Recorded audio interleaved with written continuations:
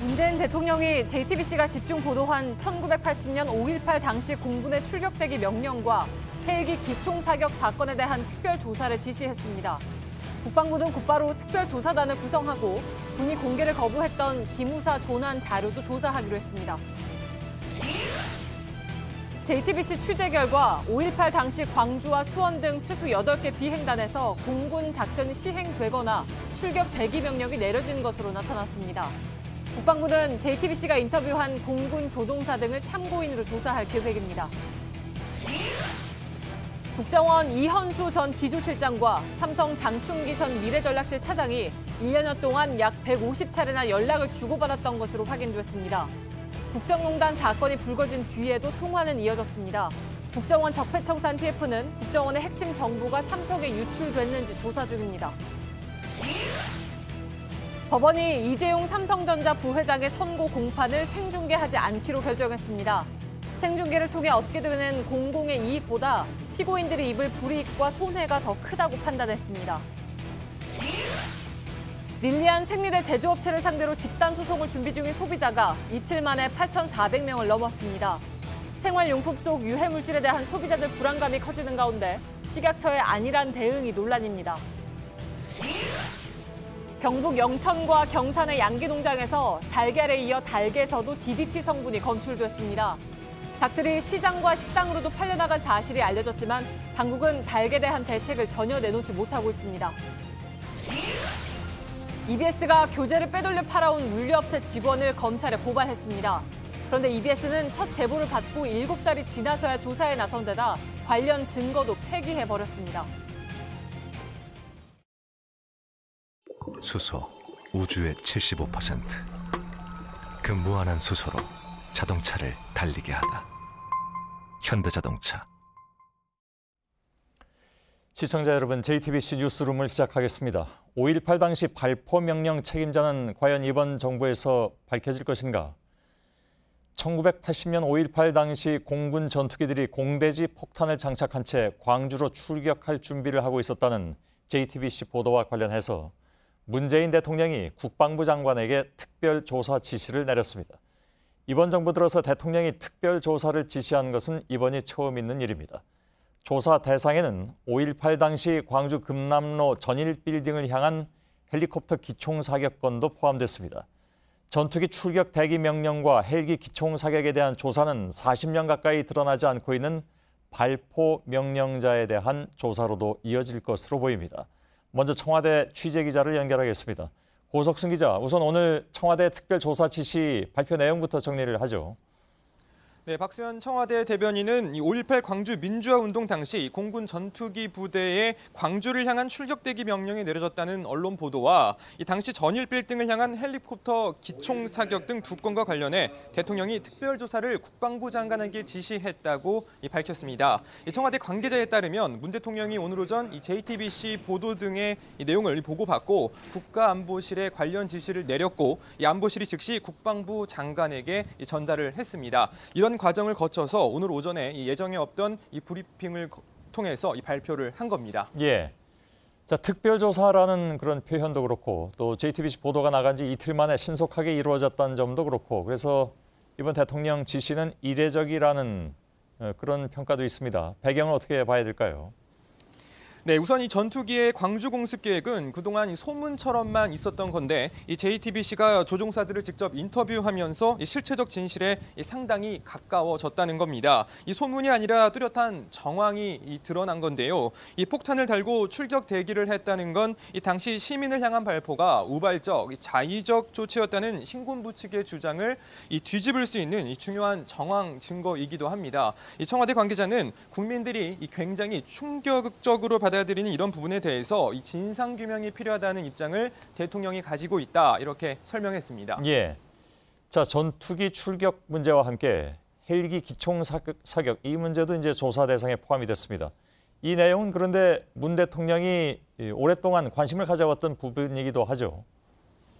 네, 그렇습니다. 이 문 대통령은 그동안 5.18 광주 민주화 운동의 진상 규명이 필요하다는 입장을 계속 밝혀왔습니다. 지난 3월 대통령 후보 시절에는 헬기 기총 사격의 현장인 전일 빌딩을 직접 방문해서 탄흔을 살펴보기도 했는데요. 당시 문 대통령의 발언 내용을 잠시 들어보시겠습니다. 남은 과제가 그 발포 행위자 그리고 또 발포 명령자를 규명해내는 것이라고 그렇게 생각합니다. 그것을 포함해서 아직까지 5.18의 진실은 다 규명되지 못했습니다. 네, 또 최근에는 이 5.18 기념식에서 이 진상과 책임을 반드시 밝히겠다면서 5.18 정신을 이 헌법 전문에 담겠다 이렇게 밝히기도 했습니다. 예. 청와대 조사 지시 발표에 대해서 정치권에서는 어떤 움직임이 있었습니까? 네, 당장 민주당은 이 자체 진상조사특위를 구성하겠다는 입장을 내놨고요. 이 국민의당은 누가 국민을 향한 발포를 명령했는지가 조사의 핵심이라면서 환영의 뜻을 나타냈습니다. 이 자유한국당도 더 밝혀져야 할 의혹이 있다면 더욱 철저하게 조사하에 진실을 밝혀야 한다면서 제대로 된 역사의 기록을 남겨야 한다는 데는 좌우, 보수, 진보 누구도 반대할 하등의 이유가 없다고 밝혔습니다. 다만 바른정당은 이 진실규명은 필요하지만 북핵 기업이 계속되는 지금 이 특별 지시를 왜 내렸는지 납득하기 어렵다면서 이 부정적 입장을 내놨다가 이후 하태경 최고위원이 이 진상조사를 적극 환영한다면서 국회 차원의 특위가 만들어지면 적극적으로 협력하겠다고 강조하기도 했습니다. 예, 고석승 기자가 청와대에서 전해드렸습니다. 문재인 대통령의 특별조사 지시에 따라서 국방부도 즉각 특별조사단을 꾸리기로 했습니다. 국방부에 나가 있는 취재기자를 연결하겠습니다. 신혜원 기자. 국방부도 특별조사단 구성에 대해서 입장을 내놨는데 어떻게 구성이 되는 겁니까? 네, 일단 오늘 조사단을 꾸리기로 했기 때문에 아직까지 구체적인 내용을 밝히지는 않았습니다.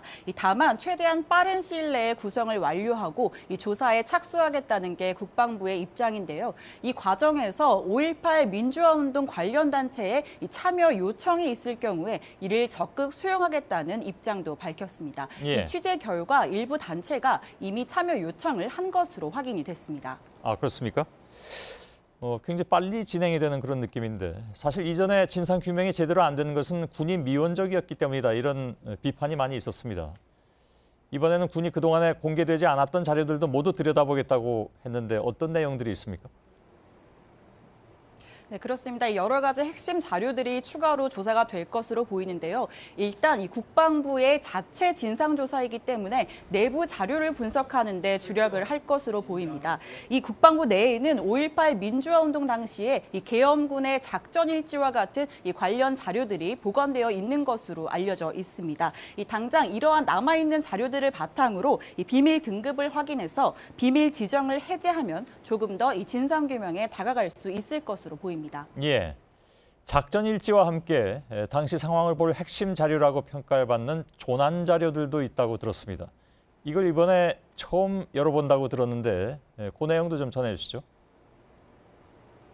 네, 이 조난 자료라는 거는요, 이 한마디로 주요 고위공직 인사에 대한 이 갖가지 정보나 그들의 발언, 또 여러 가지 자료들을 모두 한데 모은 문서를 이야기를 합니다. 이 국정원이나 경찰청, 또 기무사와 같은 일반적으로 수사기관이나 정보기관에서 이러한 조난 자료들을 만들고요. 또 일부는 청와대에 보고를 하기도 하는데요. 이 당시에 기무사가 만든 조난 자료에도 이 특정 인사의 역할이나 이 발언 그리고 행보가 담겨 있을 확률이 아주 높습니다. 그동안 5.18 관련 단체들은 이 기무사가 조난 자료를 대부분 기밀로 봉인을 해서 이 진상규명에 문제가 있었다라고 주장을 해왔었는데요. 이 군은 이러한 조난 자료에 대해서도 이 절차에 따라 기밀을 해제할 부분은 적극적으로 해제하겠다는 입장을 밝혔습니다. 이 군내의 군사기밀보호심의위원회를 통해서 해제 절차를 밟을 것으로 예상됩니다. 예. 자, 그렇다면 군 내부 자료 조사는 이전 조사 때보다 상당히 진전이 있을 가능성이 있다고도 볼 수 있는데 국방부는 그 밖에 뭐 또 다른 조사를 한다라든가 하는 계획이 있습니까? 네, 있습니다. 이번 조사가 시작된 결정적인 배경은 이 JTBC가 이 당시 공군 조종사들의 심층 인터뷰 내용을 공개하면서부터인데요. 이 조종사들은 5.18 당시 이 공군에서 출격 준비를 했던 조종사들이었습니다. 이 조종사들로부터 좀 더 구체적인 내용과 정황에 대해서 듣고 이를 실제로 확인하는 작업이 이루어질 것으로 보입니다. 또 이 조종사들에게 이러한 명령을 내린 이 군 관계자들을 거슬러 올라가면서 조사를 하게 될 가능성이 있습니다. 이 내부 자료와 비교하면서 결국 이 명령이 어디서 어떠한 배경으로 시작됐느냐를 찾아갈 것으로 보입니다. 예, 신혜원 기자가 국방부에서 전해드렸습니다. 이번 특별조사의 핵심은 결국 80년 5월 광주의 발포 명령자를 찾아내느냐 여기에 있습니다. 군이 다수의 민간인에게 무장 공격을 한다는 점에서 출격 대기 명령과 헬기 기총 사격은 전남 도청 앞 집단 발포와도 연장선상에 있다는 분석이 나오고 있습니다. 이 모두를 결정할 수 있는 사람은 군의 통수권자였을 텐데 당시 실권자였던 전두환 씨는 이를 부인해 왔습니다. 정재윤 기자입니다. 5.18 당시 전투기 조종사들은 전투기에 공대지 폭탄을 장착한 채 출격 대기했다고 증언했습니다. 이미 작전 오다가 떨어져서 출격을 하면은 거기 가서 다시 목표를 보고 무전으로 이거 공격할까요 말까요 물어보겠습니까? 출동 명령 이코르 이미 공격 명령이죠. 사실상의 공습 대기를 결정할 수 있는 사람은 군 통수권자뿐이라는 게 상식적인 판단입니다. 전남도청 앞 집단 발포 결정 역시 출격 대기 명령과 동일선상에서 나왔을 가능성이 크다는 지적도 나옵니다. 민간인 살상을 전제로 한 군사작전이기 때문입니다. 당시 군을 움직일 수 있는 사람은 보안사령관과 중앙정보부장을 겸직하던 실권자 전두환 씨였습니다. 하지만 전두환 씨는 이런 의혹을 전면 부인해왔습니다. 1988년 국회 5.18 광주민주화운동 진상조사 특별위원회 청문회와 김영삼 정권 때 2차례 진행된 5.18 검찰 조사가 있었지만 전 씨는 이른바 자위권 발동이란 주장을 펼쳤습니다. 전 씨는 최근에 허위사실 적시로 문제가 된 회고록에선 발포 명령자가 없었다고 주장하기도 했습니다. 하지만 이미 2007년에 이뤄진 국방부 과거사 진상규명위원회 조사에서 발포 명령이 없었던 게 아니라 해당 문건이 확인이 안 됐다는 결과가 나온 바 있습니다. 이번 조사에서 출격 대비와 헬기 기총 사격 명령의 실체를 확인할 경우 30년 넘게 이어진 광주 발포 명령권자 찾기도 탄력을 받을 것으로 기대됩니다. JTBC 정재윤입니다. 보신 것처럼 전투기 출격 계획을 확인하는 작업은 여러 가지 핵심적인 진상 규명과 맞닿아 있습니다. 이를 조사하기 위해서는 공군이 당시에 어떻게 움직였느냐를 먼저 확인해야만 할 텐데요. JTBC 취재 결과 최소 8개 비행단에서 공군 작전이 시행됐거나 출격 대기 명령이 떨어졌던 것으로 나타났습니다. 안의근 기자의 보도입니다. 5.18 민주화운동 당시 합참 업무처를 보면 광주 제1전투비행단 항공기들은 청주, 예천, 대구 비행장으로 흩어져 이동합니다. 또 업무철엔 5월 21일 밤 성남 비행단에서 출발한 수송기 C-123과 C-54가 다음 날 새벽 광주 비행단에 도착한 것으로 나와 있습니다. 병력이나 물자를 실었을 가능성이 있습니다. 수원비행단 F-5EF 조종사들은 5월 20일과 21일 사이 공대지 폭탄을 장착하고 출격 대기했다고 증언했습니다.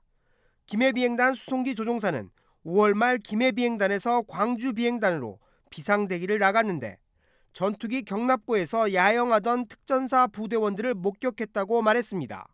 또 광주에서 가까운 사천비행단에서 당시 조종훈련을 받았던 예비역 장군은 5월 20일 전후 A-37B 공격기에 공대지 폭탄을 달고 출격 대기한 기억을 떠올렸습니다. 그런데 그날은 폭탄이 장착이 되었죠. 또한 당시 광주에서 큰 소유가 있다고 하더라라고 하는 정도의 풍문으로 광주의 일을 대충은 알고 있었습니다. 이 같은 최소 8개 비행단들의 당시 움직임은 특별조사가 이루어지면 우선적으로 조사가 이루어질 전망입니다. JTBC 안의근입니다. 지금까지 나온 5.18 당시 공군 조종사들의 증언과 또 각종 정황을 종합해보면 1980년 5월 21일이 중요한 시점으로 보입니다. 이날 광주와 공군 부대 등에서는 어떤 일이 일어나고 있었는지 정치부 유선희 기자와 함께 좀 짚어보도록 하겠습니다. 자, 21일 그 당시 상황에서 중요한 시점인데 이때부터 광주의 군 투입이 크게 늘어나죠. 예, 그렇습니다. 전교사 작전 일지, 그 당시에 있었던 일지를 먼저 보겠습니다. 예. 보면 24단의 병력이 광주역이 아니라 송정리역으로 오는 것으로 변경이 되는 것으로 나타나 있습니다. 예. 그러니까 기존에 광주에 있었던 3공수, 7공수, 11공수 부대가 시민들을 완전히 제압하지 못한다 이렇게 판단이 되니까 24단 병력 전체를 투입하는 작전이 시행이 된 겁니다. 예. 24단은 경기도 지역에 있는 맞습니다. 사단이죠. 네. 그래서 전두환 씨 등 신군부 세력이 북한을 얘기할 때 네.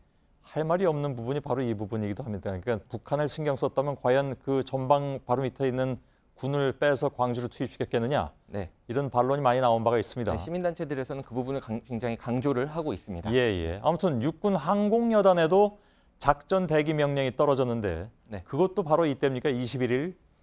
네, 새벽에 도착한 24단이 시내에 제대로 진입을 하지 못하니까 육군 투입이 결정이 됩니다. 예. 당시 육군본부 작전참모부의 작전 조치 사항을 좀 잠깐만요. 보겠습니다. 육군 투입이 결정이 되는 게 아니라 헬기 투입이 결정이 되는 거죠? 예, 맞습니다. 예. 육군의 항공여단의 헬기가 투입이 되는 겁니다. 예.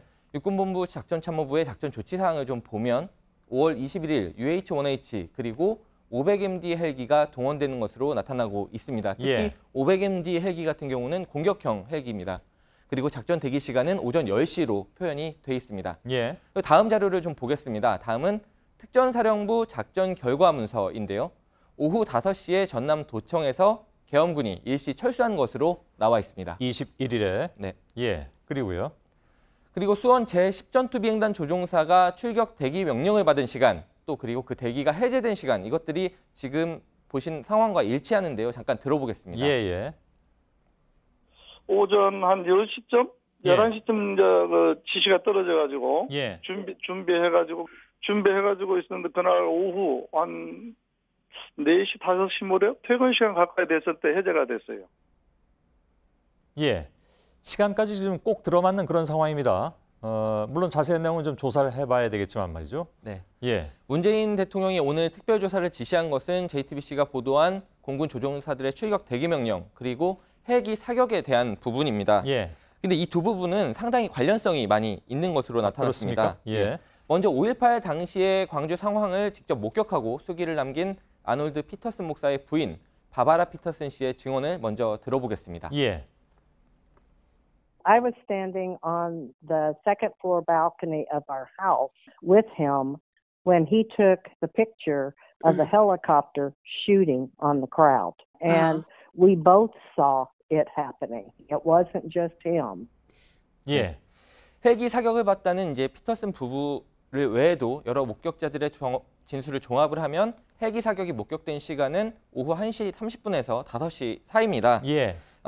헬기 출격 대기 시간 그리고 계엄군의 도청 철수 시간 그 사이의 간격과 일치하는 상황입니다. 그렇군요. 자, 그 시간은 전남 도청 앞에서 집단 발포가 있었던 시간이기도 합니다. 이건 매우 중요한 시간대입니다. 네, 그렇습니다. 이 부분에 대해서는 제11 특전여단 전투 상부를 보겠습니다. 예. 13시, 그러니까 오후 1시부터 폭도들이 사격했다. 지금 보면 폭도들 사격함이라고 돼 있는데 그 중간 부분을 잘 읽어보면 폭도들이 우리 계엄군에게 사격을 했다. 이렇게 보고가 된 문서입니다. 예. 이 시간이 바로 지난 1995년 검찰 조사 결과 그리고 또 과거사 진상규명위원회 조사 결과를 통해서 계엄군의 집단 발포 그리고 조준 사격이 있었던 것으로 확인이 된 그 시간입니다. 예. 그렇다면 조사 결과에 따르면 그건 분명히 계엄군이 집단 발포한 그런 상황인데 왜 여기에는 폭도가 했다고 되어 있습니까? 네, 계엄군 사격이 아니라 시민들이 사격을 한 것으로 나와 있는 상황입니다. 예. 이른바 그들이 표현한 폭도죠. 그렇습니다. 예. 계엄군은 표현 또한 시민이 아니라 폭도라고 적어놨고요. 하지만 계엄군이 집단 발포를 했던 시간으로 이미 과거 검찰 조사 결과 그리고 과거사의 조사 결과 확인이 된 상황입니다. 예. 그래서 문서를 허위로 작성했거나 혹은 왜곡한 것이 아니냐 이런 의혹이 나오고 있는 상황입니다. 예. 이번엔 24단 충정작전 상보를 먼저 보겠습니다. 오후 4시 30분에 헬기 투입을 시도했다 이렇게 나와 있습니다. 예. 우리가 지금 의문을 제기하는 그 모든 일이 그러니까 5월 21일 그 네. 하루에 일어난 그런 상황이라고 봐야 되겠군요. 예, 그렇습니다. 조종사들의 증언을 토대로 이날의 상황을 좀 정리를 해보겠습니다. 예. 21일 오전 10시에 육군 헬기가 작전 대기를 시작하고 또 같은 시간에 공군 전투기들이 출격 대기를 명령을 받습니다. 그리고 오후 1시에는 계엄군이 집단 발포를 하고 이 시기를 전후해서 헬기 사격이 또 목격이 됩니다. 예. 그러다가 시민들이 일부 무장을 하기 시작하니까 계엄군이 오후 5시에 도청 앞에서 일시 철수하면서 시민들이 도청으로 들어가게 됩니다. 이 시간은 육군 헬기가 철수한 시간 그리고 공군 전투기 출격 대기가 해제된 시간과도 일치합니다. 예. 이게 딱 하루 사이에 완전히 벌어진 일인데요. 어제 사천비행단 상황을 말해주신 예비역 장성도 똑같이 말을 했습니다. 한번 들어보겠습니다. 예. 그런데 장착 후에 24시간 이내에 무장 해제가 되었던 것은 기억이 분명합니다. 왜냐하면은 그 무장 행거 때문에 비행 훈련을 못하지는 않았기 때문에 그렇습니다. 예. 여기까지 듣겠습니다. 그런데 사실 이 문제는 매우 중요한 문제고요. 오늘 저희들이 정리해드린 이 일지, 사실은 21일 하루에 일어났던 그런 일들인데 네. 이것이 당시의 상황을 특히 공군의 출격 대기라든가 기타 다른 상황과 연결시켜 볼 때 매우 중요한 상황이어서 저희들이 2부에 이 내용을 다시 한번 정리해드리면서 무엇을 그렇다면 조사해야 되는가 하는 문제를 전문가와 잠깐 좀 얘기 나누는 시간을 갖도록 하겠습니다. 그때 2부에 유선혜 기자가 다시 나와서 좀 설명을 좀 해드리길 바라겠습니다. 예. 예. 자, 지금부터는 국정원 적폐청산과 관련한 단독 보도를 전해드리겠습니다. 먼저 국정원과 삼성의 유착 의혹입니다. 박근혜 정부 시절 국정원 고위 간부인 이현수 기조실장이 삼성 미래전략실의 장충기 차장과 1년여 동안 약 150차례나 연락을 주고받은 것으로 확인됐습니다. 휴일을 빼면 이틀에 한 번 꼴입니다. 특히 작년 10월 JTBC 보도 이후에 최순실 국정농단 사건 수사가 본격화한 뒤에도 두 사람의 통화는 계속됐습니다. 서복현 기자의 단독 보도입니다. 이현수 전 국정원 기조실장과 삼성 장충기 전 미래전략실 차장이 약 150차례 연락을 주고받은 것으로 확인된 시점은 2015년 중반부터 지난해 11월 초까지입니다. 통화와 문자 메시지를 합해서입니다. 그 전까지 감안하면 더 많을 것으로 추정됩니다. 상당수는 업무 시간에 이루어졌습니다. 기조실장은 국정원의 인사와 예산을 맡는 핵심 직책으로 국정원 내부 정보도 상당 부분 접근이 가능한 위치입니다. 이 전 실장은 기조실장으로 4년 동안 근무했습니다. 이 전 실장을 통해 각종 정보가 장 전 차장에게 넘어갔을 가능성이 큰 겁니다. 이미 공개된 통화 내용만 봐도 이 전 실장은 감사원 사무총장 후보군을 장 전 차장에게 알려주며 의견을 물었고 이후 삼성 변호를 맡았던 인물이 임명됐습니다. 이 전 실장은 문자로 삼성 합병과 관련된 정보를 장 전 차장에게 보내기도 했습니다. 특히 두 사람은 JTBC의 태블릿 PC 보도가 있던 지난해 10월 이후에도 수차례에 걸쳐 10분 안팎의 통화를 했던 것으로 알려졌습니다. 지난 정부까지 국정원은 검찰과 법원, 언론사까지 담당관을 두고 해당 기관의 정보를 수집했습니다. 국정원 적폐청산 태스크포스는 이 전 실장이 삼성의 업무상 비밀을 누설했는지 확인하기 위해 관련 자료를 수집하고 있습니다. JTBC 서복현입니다. 국정원의 이번 조사가 주목되는 이유는 국정원 이현수 전 기조실장과 삼성 장충기 전 차장 양옆에는 최순실 씨와 청와대 그림자도 있기 때문입니다. 안종범 전 경제수석은 장충기 전 차장과 100여 차례나 통화했던 것으로 파악됐고 이현수 전 국정원 기조실장의 임명에는 최순실 씨가 개입했다는 의혹이 제기돼 있는 상태입니다. 박병현 기자입니다. 국정원의 향후 조사는 이현수 전 기조실장이 삼성 장충기 전 차장에게 정보를 유출했는지와 함께 둘의 유착 계기를 확인하는 데 초점이 맞춰질 전망입니다. 이 전 실장의 임명 과정엔 최순실 씨가 개입했다는 의혹이 제기된 상태입니다. 2013년 국정원 기조실장 후보군 명단이 사전에 최순실 씨에게 유출된 뒤에 이 전 실장이 임명된 것으로 확인됐기 때문입니다. 이 전 실장과 약 150차례나 연락한 것으로 확인된 장 전 차장은 안종범 전 수석과도 2014년부터 2년간 100여 차례 연락을 주고받았던 것으로 파악됐습니다. 청와대 안전수석과 삼성 장 전 차장, 국정원 이 전 실장, 그리고 최순실 씨와의 유착 의혹이 서로 연결돼 있는 겁니다. 국정원의 이 전 실장에 대한 조사는 이른바 사각 커넥션 의혹의 진상을 규명하는 시작점이 될 수 있는 겁니다. 국정원은 범죄 혐의점을 찾는 대로 검찰에 수사 의뢰해야 할 방침입니다. JTBC 박병현입니다. 예, 국정원의 민간인 댓글 부대 운영에 대한 검찰 수사도 본격화되고 있습니다. 검찰은 오늘 민간인 팀장 20여 명의 자택과 사무실을 압수수색했습니다. 임지수 기자입니다. 검찰은 국정원이 수사 의뢰한 민간인 댓글 부대 팀장 30명 가운데 신원이 확인된 20여 명의 자택과 사무실을 압수수색했습니다. 국정원 퇴직자 모임인 양지회와 이명박 전 대통령 팬클럽 모임에서 출발한 늘 푸른 희망연대, 특전사 동지회 회원인 A씨의 경기도 포천 개인 사무실도 포함됐습니다. 검찰은 컴퓨터 하드디스크와 회계 장부, 휴대전화를 압수하면서 동시에 일부 관계자들을 불러 조사하고 있습니다. 이들은 2009년 5월부터 2012년 12월까지 국정원 심리전단 지시를 받아 친정부 성향의 글과 대선 개입용 댓글 등을 올린 혐의를 받고 있습니다. 검찰은 이들과 국정원 직원들과의 공모 혐의를 구체화하는 데 수사력을 모으고 있습니다. 이를 위해 민간인 팀장들이 국정원으로부터 받은 구체적 지시를 파악하기 위해 압수수색 자료를 분석하고 있습니다. 검찰은 이들 민간인 팀장들에 대한 압수수색 영장에 공직선거법 위반을 주된 범죄 혐의로 명시했습니다. 검찰이 이들을 원세훈 원장 등 이미 공직선거법 위반 혐의로 기소된 인물들과 공범으로 판단하고 있다는 의미입니다. 또 검찰은 국정원 적폐청산 TF 측과 함께 민간인들과의 연결고리 역할을 한 국정원 관계자들의 신원 파악에도 주력하고 있습니다. JTBC 임지수입니다.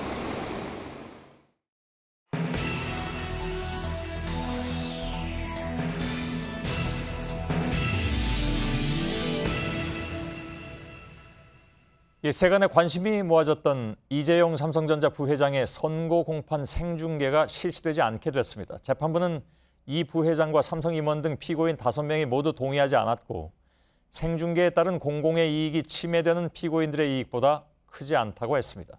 정원석 기자입니다. 오는 25일 금요일 이재용 삼성전자 부회장과 최지성 전 미래전략실장 등 국정농단 피고인 5명에 대한 재판은 생중계가 되지 않습니다. 앞서 대법원은 규칙을 개정해 주요한 사건의 1, 2심 재판을 생중계할 수 있게 했습니다. 다만 결정권은 재판부에 맡겼습니다. 이재용 부회장 재판부는 생중계 불허 이유에 대해 피고인들이 동의하지 않았다고 했습니다. 또 생중계로 인한 공공의 이익이 침해되는 피고인들의 사익보다 크지 않다고 말했습니다. 재판부는 이번 선고에서 취재진의 법정 촬영도 허가하지 않았습니다. 이번 대법원 규칙 개정에 따라 피고인 동의가 없어도 재판부는 직권으로 생중계 실시를 결정할 수 있습니다. 이 경우 공익성이 크다고 판단돼야 합니다. 하지만 명확한 기준이 없다는 지적이 나옵니다. 이 때문에 생중계 결정 여부가 재판부에 따라 들쭉날쭉할 수 있다는 지적도 제기됩니다. 법원은 선례가 더 쌓여서 공익에 대한 판단 기준이 생겨야 한다는 입장입니다. 앞서 해당 재판부는 이재용 부회장의 첫 공판 때도 촬영을 허가하지 않았습니다. 그러나 박근혜 전 대통령 재판에선 공판 초반부에 촬영이 진행되기도 했습니다. JTBC 정원석입니다. MBC 노조가 고영주 방송문화진흥회 이사장과 김장겸 사장을 검찰에 고소했습니다. 특정 노조원들을 주요 업무에서 배제하기 위해서 이른바 MBC 블랙리스트를 만들었다는 이유입니다. 이런 가운데 총파업 투표를 하루 앞둔 오늘 김장겸 MBC 사장은 물러날 뜻이 없다고 밝혔습니다. 김태영 기자입니다. 김장겸을 몰아내고 MBC를 되살리자. MBC를 되살리자. 언론노조 MBC 본부 소속 기자와 PD 등 100여 명이 김장겸 사장과 고영주 방송문화진흥회 이사장 등 5명을 방송법 위반과 명예훼손 혐의 등으로 검찰에 고소했습니다. 지난 2월 MBC 사장 면접 당시 참석자들끼리 주고받은 대화에서 경영진이 노조에 속한 특정 직원들을 업무에서 배제하려 한 의도가 드러났다는 겁니다. 특히 고영주 이사장은 노조원을 유휴 인력 등으로 표현하며 이들을 앵커 등 주요 업무에서 배제하도록 사실상 지시한 의혹을 받고 있습니다.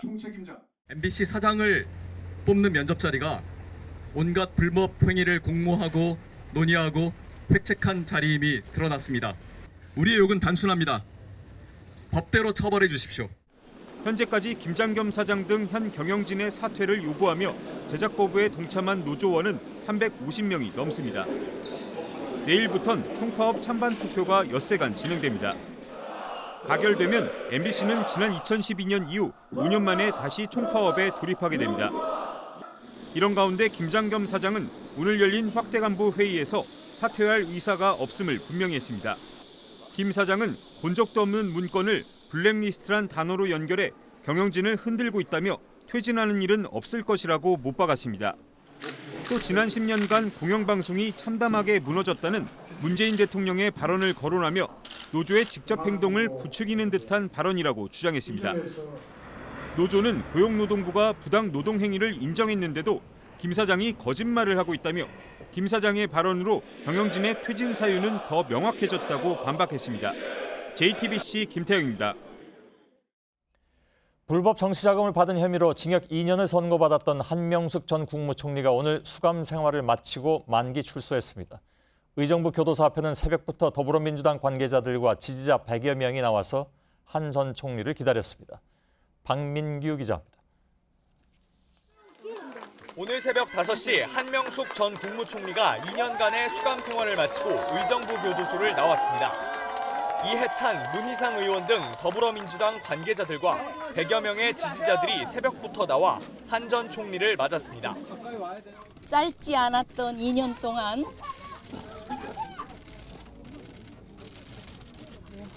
정말 가혹했던 고통이 있었지만 새로운 세상을 드디어 만나게 됐습니다.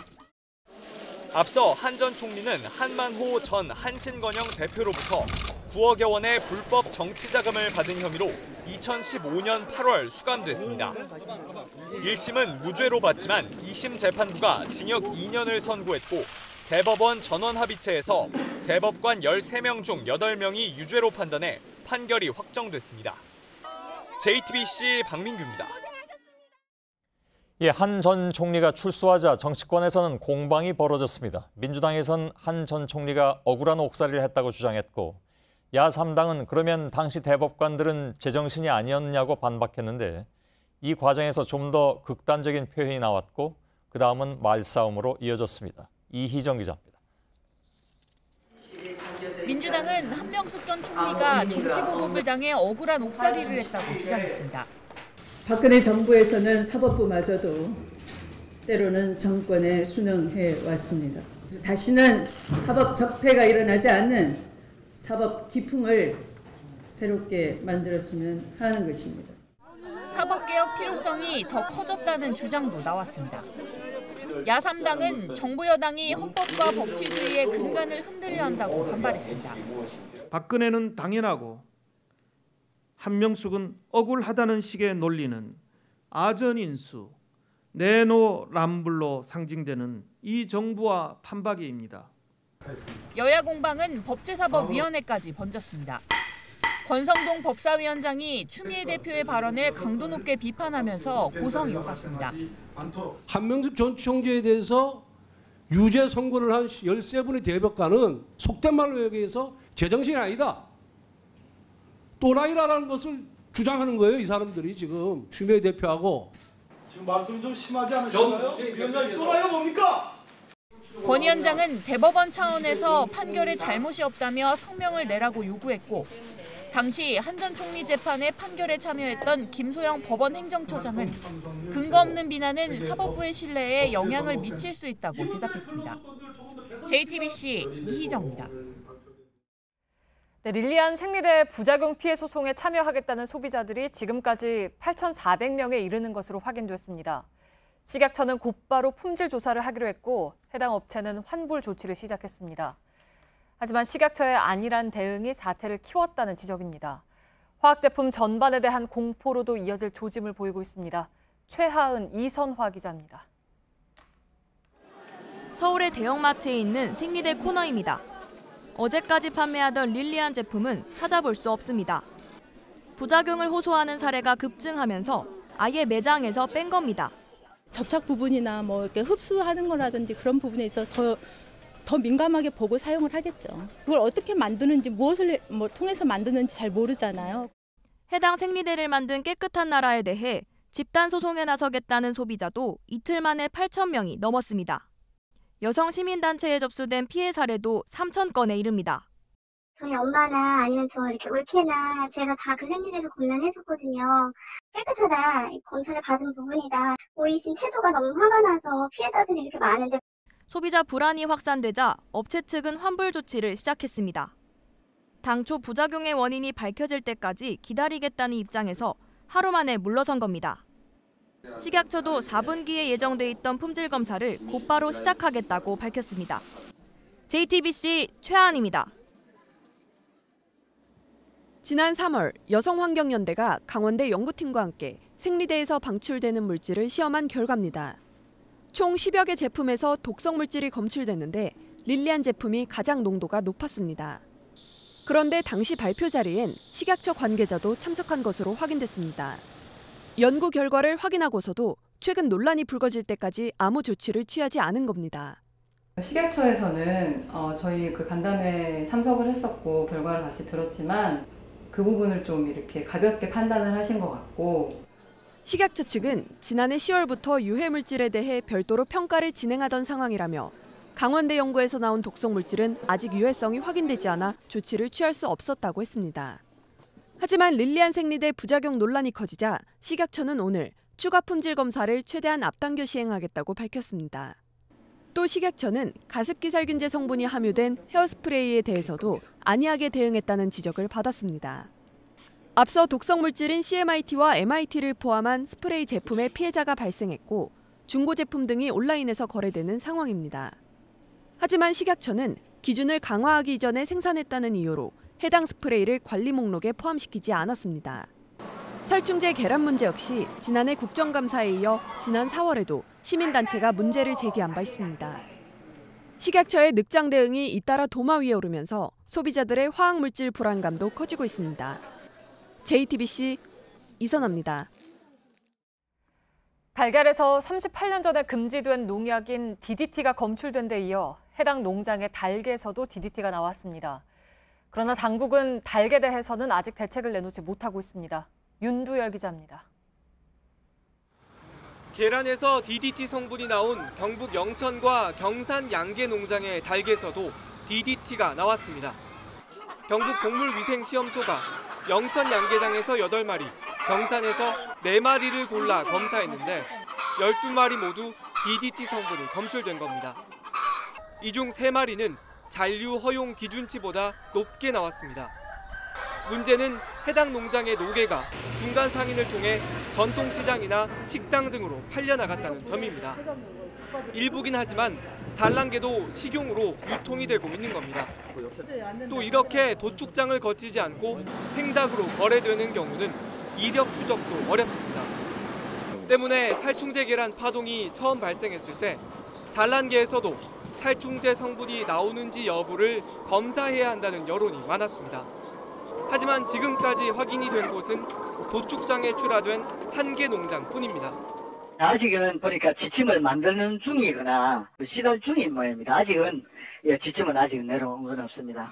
산란 노개 검사는 도축장에서 하겠다는 것인데 지금까지 노개에 대한 살충제 검사는 하지 않았습니다. 노개의 유통과 검사 전반에 구멍이 뚫렸다는 지적이자 정부는 노개 유통에 대한 경로를 추적하고 살충제까지 찾아내는 정밀 검사를 실시하겠다고 밝혔습니다. JTBC 윤두열입니다. 네, 살충제 달걀 파동 일주일 만에 대형마트가 달걀 값을 내렸습니다. 뒤늦은 찔끔 인하라는 비판인데 소비자들은 여전히 구입을 망설이고 있습니다. 강나현 기자입니다. 장바구니마다 빠지지 않던 계란이지만 요즘 마트 계산대에선 좀처럼 보기 힘듭니다. 지금도 먹고 싶은데 그렇게 찜찜해갖고 계란을 들었다 놨다 아직은 좀 손이 안 가네요. 움츠러든 계란 소비를 끌어올리기 위해 대형마트 3사는 오늘부터 계란값을 일제히 내렸습니다. 30개짜리 한 판에 500원에서 많게는 1,000원까지 싸졌습니다. 소비자들은 여전히 구입을 망설입니다. 괜찮다고 뉴스에 나오기는 하는데 주부 입장에서는 아직까지 아이들 먹이기에는 찝찝한 기분이 있을 것 같고 좀 덜 먹이게 될 것 같아요. 계란 산지 가격은 살충제 파동 직전보다 25% 정도 하락해 한 판으로 따지면 1,200원 넘게 떨어졌습니다. 오늘 가격 인하 폭이 이에 못 미친다는 지적이 나오자 마트에선 산지 가격 변동 등 상황을 지켜본 뒤 가격을 더 낮출 수도 있다고 밝혔습니다. 한편 최근 일주일 동안 온라인 마켓에선 두부나 생선 같은 계란 대체 식품 매출이 크게 는 것으로 나타났습니다. JTBC 강나현입니다. 재개발 지역에서 버스 차고지를 이전하는 문제를 두고 서울 송파 지역 버스 업체와 재개발 조합 측이 첨예하게 대립한 끝에 철거를 시도하는 과정에서 10명 넘는 부상자가 나왔습니다. 양측은 그 이후에야 가까스로 합의를 이루었습니다. 윤재영 기자의 보도입니다. 버스 위에 있는 운전기사들이 용역업체 직원들에게 소화기를 뿌립니다. 굴착기 한 대가 잇따라 버스 몸통을 흔들고 버스 위에서 떨어진 기사는 누워서 신호합니다. 서울 송파구 거여동의 송파상운 차고지에서 철거를 진행하려는 용역업체 직원 600여 명과 버스기사 250여 명이 충돌했고 10여 명의 부상자가 발생했습니다. 법원은 오늘 오전 이 회사 차고지를 강제 철거하라고 명령했습니다. 차고지가 거여 2-2 재개발 대상지에 포함됐기 때문입니다. 버스회사 측은 2013년 토지 보상금을 법원에 공탁받았지만 차고지를 대체할 부지를 구하지 못해 재개발 조합 측과 2년 전부터 갈등을 빚었습니다. 우리 노동자들은 일할 수 있는 공간만 주면은 언제든지 갈 수 있는데 강탈하고 있는 이 현장에 우리는 목숨 걸고 지키고 있는 겁니다. 오늘 대치로 운행을 중단한 버스는 9개 노선 100넉 대로 서울시는 버스 58대를 임시로 투입해 운행했습니다. 결국 8시간에 가까운 대치 끝에 양측은 근처에 아파트가 들어서지 않는 부지 1,000평을 송파상운이 32개월간 사용하는 것으로 협상을 매듭지었습니다. JTBC 윤재영입니다. 트럼프 미 대통령과 미국 국무부가 최근에 북한의 도발 자제 움직임을 높게 평가하고 나섰습니다. 존중한다, 기쁘다, 이런 그동안 쓴 적이 없는 호의적 표현까지 사용했습니다. 대화에 나서자는 강력한 메시지로 해석이 됐습니다. 김현기 워싱턴 특파원입니다. 현지 시간 22일 밤 애리조나주 지지 집회에서 의외의 발언이 튀어나왔습니다. Kim Jong-un, I respect the fact that I believe he is starting to respect us. I respect that fact. 일주일 전 트위터를 통해 현명하고 합리적 결정이라 북한을 평가했던 것에서 한 발 더 나아간 겁니다.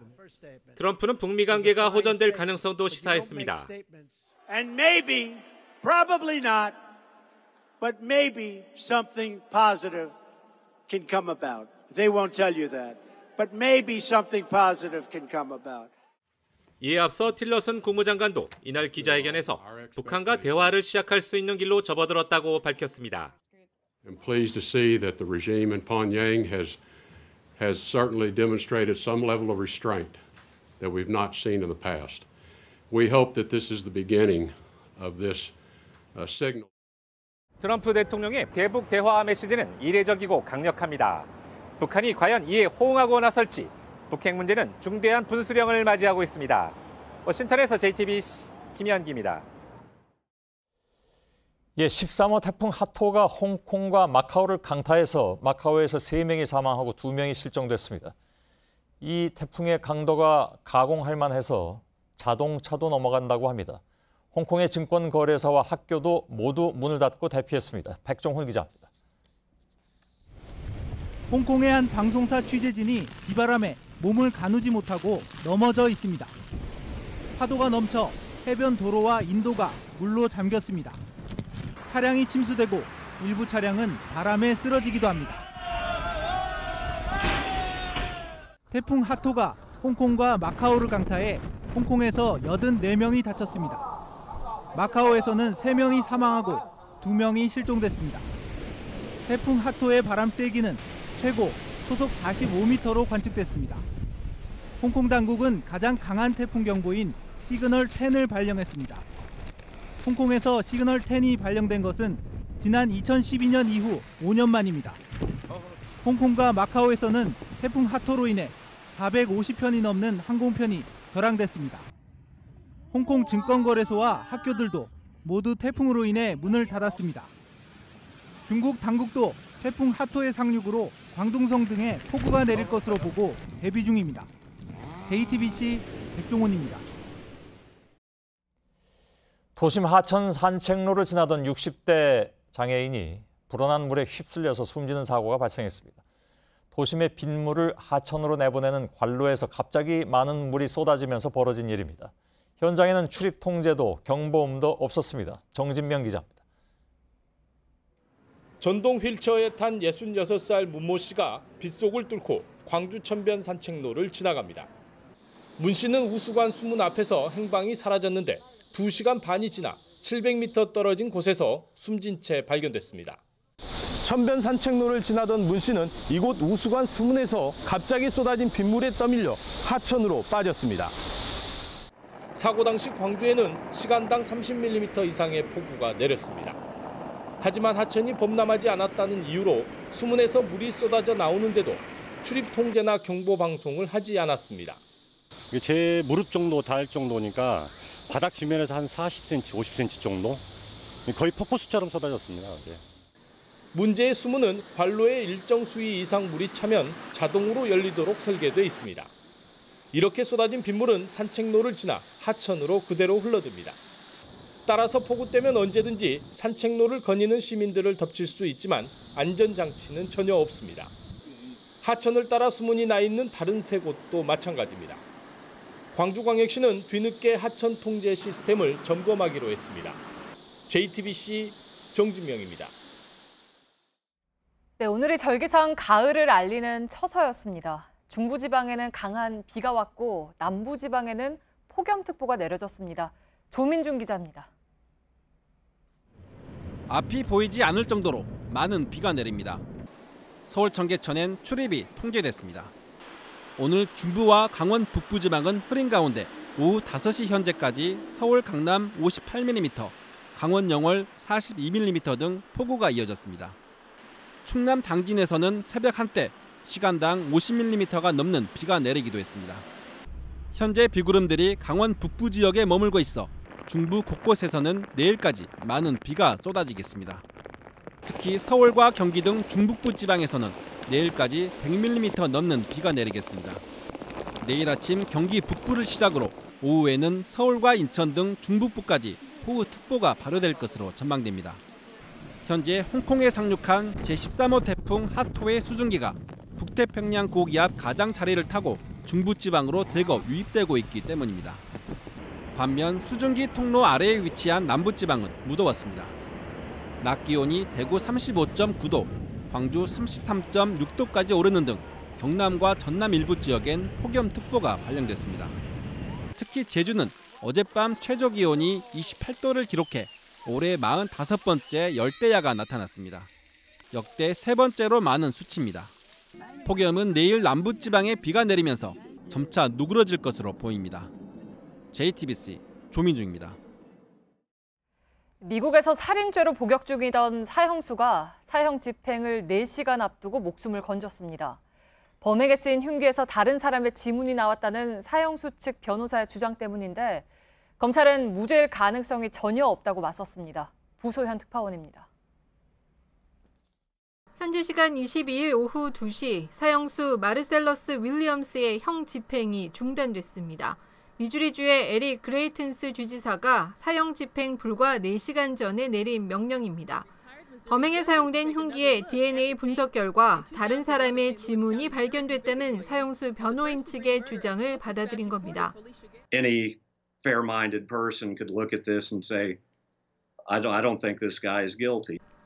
윌리엄스는 1998년 기자로 일했던 리샤 게일의 집에 들어가 물건을 훔치고 흉기로 40여 차례 찔러 살해한 혐의로 기소됐습니다. 사형을 선고받은 윌리엄스는 줄곧 무죄를 주장해왔습니다. 주지사의 성명이 나오자 윌리엄스의 사형 집행 중지를 요구하던 인권단체 회원들은 환호했습니다. 하지만 검찰은 윌리엄스의 혐의를 입증할 증거는 충분하다는 입장입니다. The car, the computer, the girlfriend, they talked to her, and when you put all of that together, there's a pretty solid case against Marcellus Williams. 그레이튼스 주지사는 전직 판사 등 5명으로 구성된 조사위원회를 통해 사건을 재조사할 방침입니다. 로스앤젤레스에서 JTBC 부소연입니다. 지난 6월 출생아 수가 2만 명대로 떨어지며 6월 기준 역대 최저치를 기록했습니다. 통계청에 따르면 6월 전국 출생아는 2만 8,900명으로 1년 전에 비해 4천 명이 줄었습니다. 월간 출생아 수가 2만 명대에 그친 건 지난해 12월에 이어 두 번째입니다. 상반기 누적 출생아 수도 18만 8,500명에 그치며 전년 같은 기간에 비해 12.3% 급감했습니다. 대만 양계장의 달걀에서도 살충제 성분인 피프로닐이 검출됐습니다. 대만 농업위원회는 양계장 45곳을 조사한 결과 3곳에서 기준치를 넘는 피프로닐 성분을 확인했고 대만의 2,000개 양계장과 농장을 대상으로 전수조사를 벌이기로 했습니다. 한빛 4호기 원자력 발전소가 지난주 JTBC가 단독 보도한 증기 발생기의 망치 형태 금속 이물질 사진을 공개했습니다. 손잡이가 빠진 망치 머리 형태로 이음새에 구멍이 뚫려 있는 모습이 선명하게 나타났습니다. 길이 11cm의 이 이물질은 20년 전 제작할 당시 증기 발생기에 들어갔을 것으로 추정됩니다. 문재인 대통령이 문성현 전 민주노동당 대표를 경제사회발전 노사정위원장에 위촉했습니다. 문 전 대표는 민주노총 설립을 주도한 노동운동계 원로로 노사정위원장의 민노총 간부 출신이 위촉된 건 이번이 처음입니다. 네, 레슬링 규칙은 잘 모르더라도 빠떼루라는 말은 많이 들어보셨죠? 정확히는 파테르입니다. 이 레슬링을 상징하는 이 파테르 벌칙이 사라지면서 우리나라 류한수 선수가 4년 만에 세계 정상에 올랐습니다. 강신우 기자입니다. 결승전에서 폴란드 선수를 만난 류한수는 힘에서 전혀 밀리지 않았습니다. 1대1 동점으로 팽팽히 맞선 상황. 종료 1분 40초를 남기고 극적인 결승점을 따냅니다. 류한수는 우승을 확정짓자 태극기를 2위에 펼치고 큰 절을 합니다. 이번 세계선수권에서 가장 큰 변화는 파테르가 사라진 겁니다. 파테르는 공격에 소극적인 선수를 바닥에 엎드리게 하는 벌칙입니다. 그동안 파테르에 대한 판정 논란이 끊이지 않았고 경기에 박진감이 떨어진다는 비판도 제기됐습니다. 파테르가 없어진 만큼 스탠딩 기술이 뛰어난 류한수는 한층 유리해졌습니다. 류한수는 이번 대회까지 3회 연속 세계선수권 결승에 진출하며 변함없는 기량을 과시했습니다. 지난해 리우올림픽 노메달의 아쉬움도 털어냈습니다.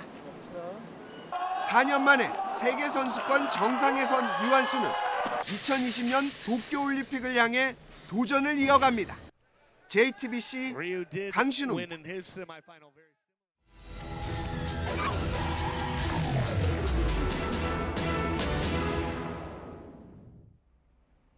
네, 백두대간의 주요 능선들 가운데 도로가 생기면서 끊어졌던 곳을 다시 연결하는 사업이 지난 2011년부터 진행되고 있습니다.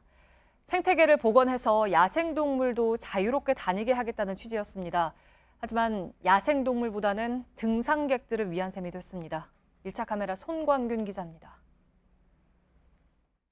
전라북도 장수군에 있는 60령 앞에 나왔습니다. 제 뒤로 보이는 육교 같아 보이는 건물은요, 산림청이 백두대간의 끊어진 구간을 연결하겠다면서 만든 생태축 복원 사업 현장입니다.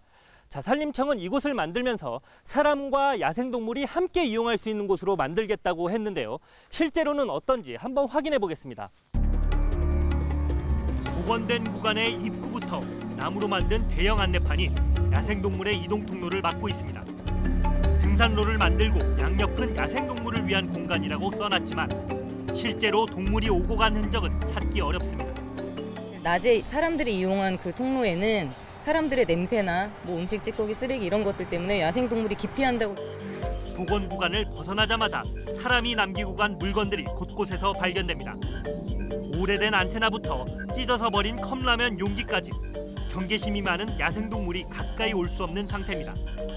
늘어난 건 산악회가 바닥과 나무에 놓고 간 안내 표식뿐입니다. 그런데 이 지역에는 산림청이 아닌 국토교통부에서 만든 생태 이동 통로가 또 있습니다. 60령 생태축 조금 아래쪽에 있는 생태 이동 통로입니다. 이쪽은요, 아까와 다르게 도로에서 전달되는 차들의 소음이나 조명을 막아줄 수 있는 가림막이 두껍게 설치돼 있고요. 주변으로는 등산객들이 만든 등산로 흔적도 보이지 않습니다. 자, 그 때문일까요? 이쪽으로 가까이 와보시면요. 여기에 이렇게 작고 둥그런 시커먼 물체들이 여러 개가 보이는데 들어서 보니까 이렇게 생겼고요. 코를 가까이 가져다 보면 야생동물의 배설물 냄새가 납니다. 지금 보기에는 이게 고라니 똥으로 보이고요. 아까 보셨던 그 60년 생태축 복원한 것과 비교해 보면 그 사람의 이동을 전혀 확인할 수 없는 것. 실제로 이곳에서는 노루와 담비부터 삭, 모서리, 그리고 멧돼지 무리까지 포착됐습니다. 경상북도 문경의 벌재 생태축은 사람의 출입이 금지된 이른바 비법정 탐방로에 만들어졌습니다. 하지만 생태축 주변에는 산악회 리본부터 심지어 사람의 배설물까지 발견됩니다. 현재까지 복원이 끝난 다른 생태축들도 상황은 마찬가지입니다. 또 다른 생태축 복원 지점인 이화령입니다. 이 옆으로는요, 백두대간을 오가는 등산객들이 밟고 지나가면서 자연스럽게 생긴 길이 있는데요. 그렇다면 야생동물에 대한 배려는 어느 정도로 되어 있을까요? 여기 보시는 것처럼 야생동물을 관찰하기 위한 CCTV가 곳곳에 설치되어 있지만 저 아래쪽 도로에서 올라오는 차들의 소음과 이 반대편 휴게소에서 전달되는 불빛을 막아줄 수 있는 차단막은 어디에도 없습니다. 백두대간 생태축 복원은 2023년까지 총 15곳에서 진행되며 개당 약 40억 원 정도가 투입됩니다. 환경단체들은 반쪽짜리 사업에 그치고 있다는 주장입니다. 등산로 있기에 불과한 사업을 생태축 복원이라는 말로 둔갑시켜서 예산을 쏟아붓는 전형적인 전시행정이고요. 그래서 이 사업은 전면적으로 중단이 되어야 합니다. 이에 대해 산림청은 생태축 복원 사업은 생태계뿐만 아니라 역사성과 상징성까지 고려해 진행하고 있다고 밝혔습니다. 또 등산객의 안전한 산행을 유도해 사람과 야생동물이 동시에 이용할 수 있도록 개선하겠다고 설명했습니다. 한 번 끊어졌던 백두대간을 돈을 들여 연결할 수 있지만 생태계까지 되살리지는 못합니다. 결국 사람만 앞세운 복원이 계속되는 한 생태축은 반쪽짜리 등산로에 머물 수밖에 없습니다. 밀착카메라 손광균입니다. 잠깐! 그냥 아무 칫솔이나 쓰시려고요? 에이, 이젠 자동으로 닦으세요. 자동 칫솔 쿨샷. 칫솔모가 3개, 3개니까 진짜 좋더라고요. 3개의 칫솔모가 왕복과 쓸어내림을 동시에 안쪽까지 시원하게 자동으로 닦아주니까 쿨샷으로 바꾸세요. 시원함에 깜짝 놀랄 거예요. 오늘도 쿨하게 자동 칫솔 쿨샷. 닦아보실래요?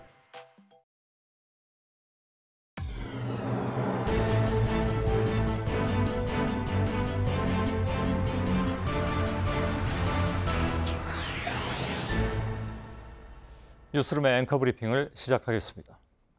20살을 갓 넘긴 뉴욕 브루클린 출신의 청년은 제2차 세계대전이 한창이던 1943년에 미 육군 항공대 폭격수로 참전합니다. 그의 임무는 독일이 점령한 도시에 폭탄을 떨어뜨리는 것이었습니다. 성실하게 임무를 수행했던 젊은 폭격수는 그러나 전쟁 이후에 참혹한 진실과 마주하게 됩니다.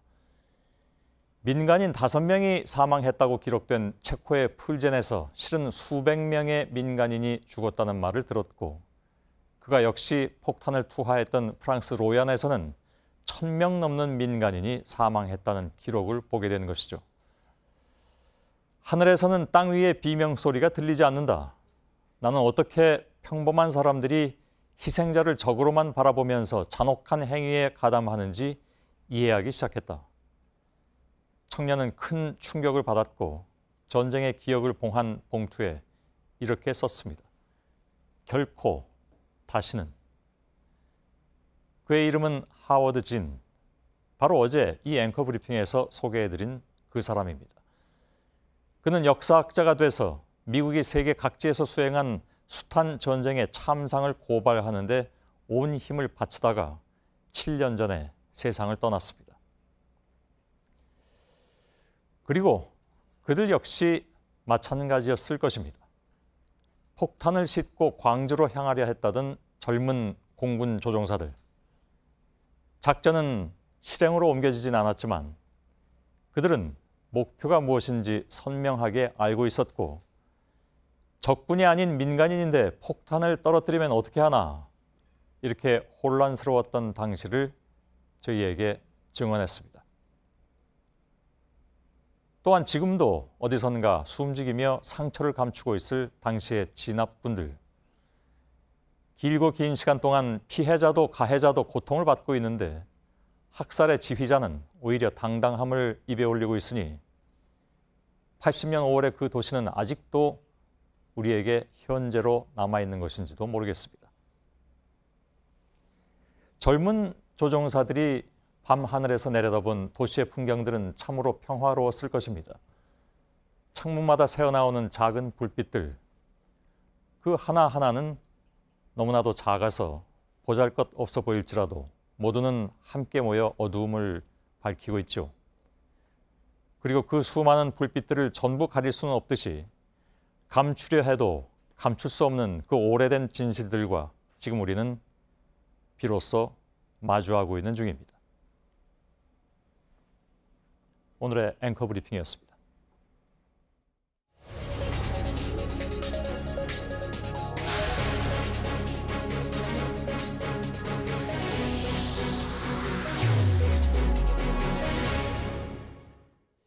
일부에서 전해드린 것처럼 문재인 대통령은 오늘 1980년 5.18 당시 공군 전투기들이 광주 출격을 준비했다는 저희 JTBC 보도와 관련해서 특별 조사를 지시했습니다.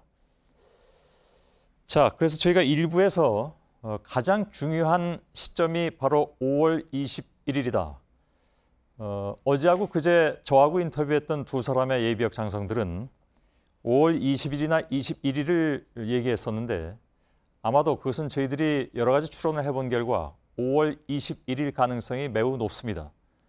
왜 5월 21일이 그만큼 중요한 날인가 하는 것을 지금부터 이 문제를 처음부터 끝까지 지금 취재하고 있는 유선희 기자와 함께 다시 한번 짚어드리겠습니다. 물론 일부에서 나온 내용과 중복된 내용이 있을지라도 그 5월 21일이 왜 중요한가 하는 것을 가장 적절하게 나타낼 수 있는 여러 가지 사건들이 있기 때문에 그 내용을 다시 한번 여러분들께 정리해서 전해드리도록 하겠습니다. 이것이 이 이후에 있을 국방부의 조사와도 직결되는 문제이기도 합니다. 자, 유선희 기자. 네. 이번 조사의 핵심이 되는 날이 5월 20일이다. 이 내용을 앞서 전해드린 바가 있는데 이날 본격적으로 그러니까 군 투입이 이루어졌던 그러니까 병력도 굉장히 증강이 됐던 그런 날이기도 하죠. 네, 육군 24단 병력이 이날 새벽에 광주에 도착합니다. 그리고 헬기의 동원도 이루어지게 됩니다. 당시 자료를 좀 보겠습니다. 예. 당시에 육군본부 작전참모부 작전조치사항을 보면 5월 21일에 UH-1H 그리고 공격형 헬기인 500MD 헬기가 동원이 되는 것으로 나오고 있습니다. 예, 저 UH-1H는 얼마 전에 퇴역한 헬기인데 네. 월남전에서 가장 주력으로 쓰였던 헬기이기도 하고 맞습니다. 500MD는 그보다 조금 이 몸차는 작지만 공격용 헬기죠. 네, 경공격용 헬기로 분류가 돼 있습니다. 예, 예. 네, 이 헬기들에 대해서 작전 대기 명령이 내려진 것이 바로 오전 10시입니다. 예. 그러니까 수원 제10전투비행단 조종사가 출격 대기 명령을 받았다. 이렇게 증언한 시간과 일치합니다. 잠깐 그저께 저희들이 보도를 해드렸습니다. 맞습니다. 월요일에 예. 보도한 그 조종사의 증언을 잠깐 들어보겠습니다. 예. 오전 한 10시쯤? 예. 11시쯤 그 지시가 떨어져가지고 예. 준비해가지고 있었는데 그날 오후 한 4시, 5시 무렵 퇴근 시간 가까이 됐을 때 해제가 됐어요. 예. 자, 그러면 이 헬기 출동과 기총 사격 그리고 저희들이 지금 이틀째 보도해드리고 있는 사실 3일째죠. 전투기 출격. 이 여러 가지 사안들 사이에는 어떤 연관성이 있습니까? 지금까지 나온 조종사들의 증언 그리고 어제 공개한 합참 업무처 등 여러 가지 자료를 종합해보면 상당한 유사성이 보입니다. 예. 헬기 사격을 봤다는 목격자 진술이 종합된 시간이 바로 오후 1시 30분에서 오후 5시 사이입니다. 21일. 네. 예. 헬기가 철수한 오후에 오후 5시 무렵에 전투기 출격대기도 바로 이 시간에 해제가 됩니다. 예.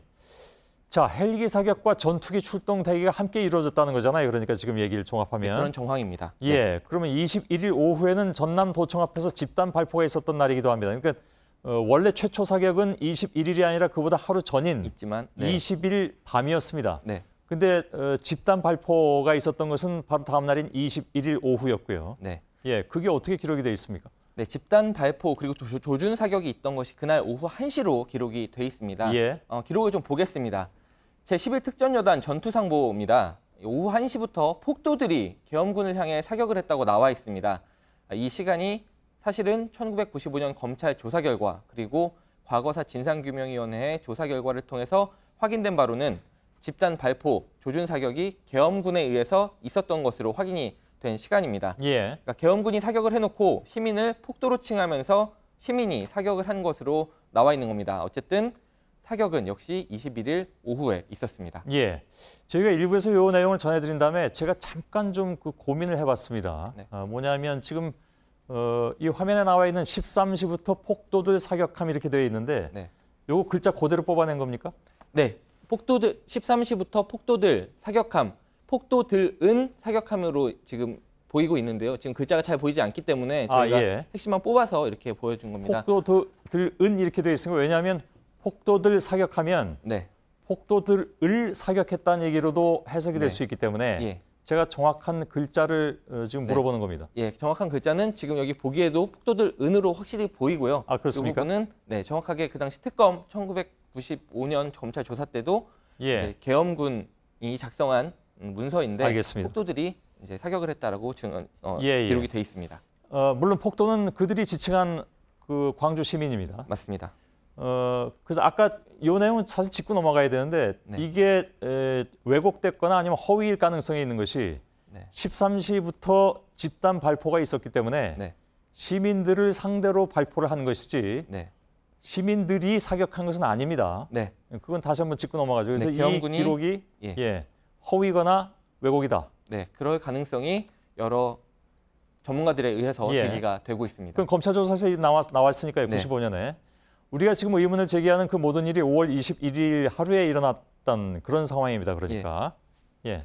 그 상황을 조종사들의 증언 그리고 지금까지 확인된 자료들을 토대로 상황을 정리를 한번 해보겠습니다. 5월 21일 상황인데요.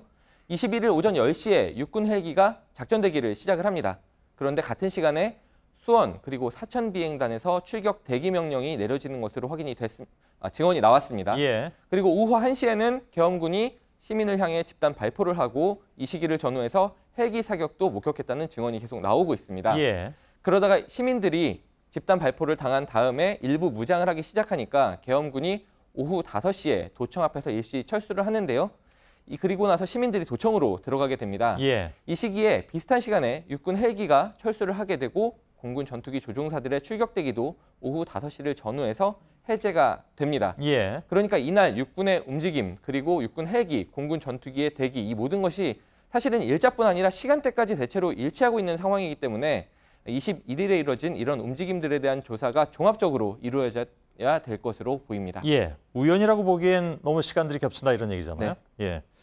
알겠습니다. 유선희 기자와 함께 잠깐 다시 한번 정리해봤습니다. 수고했습니다.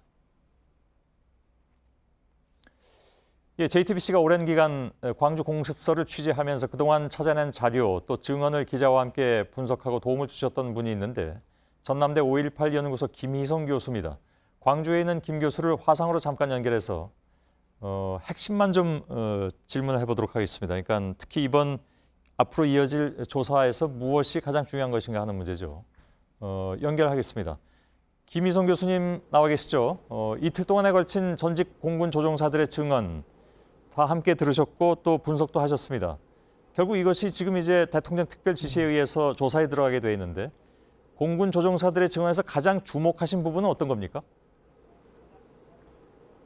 이번 공군 조종사들의 증언에서 제가 주목했던 부분들은 내용과 의미 측면에서 기존의 어떤 증언과 진실규명 과정하고는 전혀 다른 새로운 차원의 증언이라는 판단이 있었고요. 예. 특히 이제 공군이 진압작전의 주체로 처음 등장했다라는 그런 의미가 있는 거죠.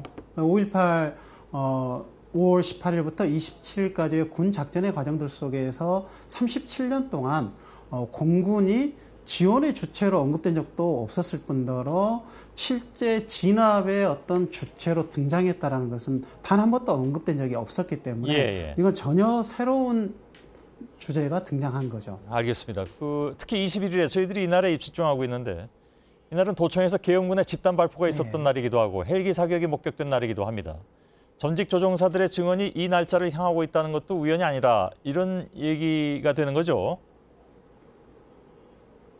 네, 그렇죠. 이제 그제 그 증언해 주셨던 수원 전투병단의 편대장님께서도 5.18 전후에서 2, 3일 후에 10시에서 11시 사이에 작전 대기가 걸렸고 5시에 작전 대기가 풀렸다라고 말씀을 하셨고 경남 사천 비행장에서 근무하셨던 분도 이제 비슷하게 이희성 계엄사령관의 그 발표 전후로 기억을 하고 계시기 때문에 이 시간은 아마 5월 21일을 다 말씀하시는 것 같습니다. 자, 이거 굉장히 이 부분이 중요한 질문인데요. 5월 21일이 국방부가 기밀 문서까지도 해제해서 진상 규명에 나선다고는 하는데 이번에 봉인이 풀리는 기밀 문서를 통해서 과연 이제 온전한 진상 규명이 이루어질 것으로 기대할 수 있는가? 왜냐하면 과거에 88년에 오래된 얘기긴 합니다만은 그 당시 청문회 앞두고 공개된 군 자료에 대해서도 여러 가지 이의가 제기된 바가 있기 때문에 이걸 연구해 오신 학자 입장에서는 어떻게 보십니까? 기대와 우려가 이제 교차하는데요. 기대라는 측면에서는 이제 국민적 요문, 그다음에 최근에 어떤 여론의 흐름들 속에서 군 관계자들의 자발적 증언이 있다라는 하나의 새로운 흐름이 있고요. 그렇기 때문에 이제 기대하는 측면들이 있고 반대로 우려는 이제 오늘 방송에서도 계속 나왔던 부분들입니다만은 군 기록은 절반의 진실만을 담고 있는 게 사실이거든요. 그래서 군이 애국가 변형 조작되었다는 것을 저희들이 이제 전제하고 있고 특히 이제 88년 청문회를 앞두고 5.11 분석반이라는 보안사 조직들이 5.18 군 기록을 총체적으로 검토하고 군에 불리한 자료들은 애곡했다라는 게 지난 이제 과거사의 조사에서 확인이 됐고 오늘 이제 아까 21일 1시 사격, 폭도들이 사격한 것 같이 군 기록에 나와 있는 것도 실은 이제 95년 특검에서 명확하게 확인됐던 것은 특전사가 먼저 사격을 했고 여기에 대한 시민들의 어떤 대응의 과정들 속에서 무장을 했다. 그래서 무장했던 시간 1시가 아니라 그 이후로 가는 거죠. 그럼에도 불구하고 군 기록은 군이 자위권적 차원에서 진압을 했다는 명분을 세워주기 위해서 자신들의 행위는 줄이고 시민들의 그 행위는 이제 과대 포장했던 측면들이 있기 때문에 군 기록은 절반의 진실을 담고 있다라는 걸 전제하고요. 그러면 이제 이 절반의 진실을 그럼 어떻게 규명할 거냐? 실은 이 절반의 진실을 증명해 줄 수 있는 분들은 군 관계자들의 진술이었거든요. 근데 이제 37년 동안 군 관계자들의 어떤 자발적 진술은 한 번도 없었죠. 그러한 이제 군 관계자들이 진술이 없다 보니까 애곡된 군 기록을 해석하는 과정들이 너무 어려웠고, 근데 이번 이제 JTBC의 보도 과정들 속에서 군 관계자들이 자발적으로 그 증언을 해주고 계시기 때문에 애곡된 군 기록을 교차해서 분석을 하면 5.18의 진실에 좀 더 한 발짝 다가갈 수 있는 계기가 될 수 있는 거죠. 알겠습니다. 자, 여기서 마칠 텐데요. 조사가 진행되면서 또 다른 제보도 많이 들어올 것 같은 그런 느낌을 갖게 됩니다. 왜냐하면 지금까지 상황으로 놓고 볼 때 그동안 말씀 안 하셨던 분들이 드디어 이제 말을 하기 시작한 상황이기 때문에 그런 사항도 좀 지금 말씀하신 것처럼 기대를 해봐야 될 것 같습니다. 김희성 교수님 고맙습니다. 감사합니다.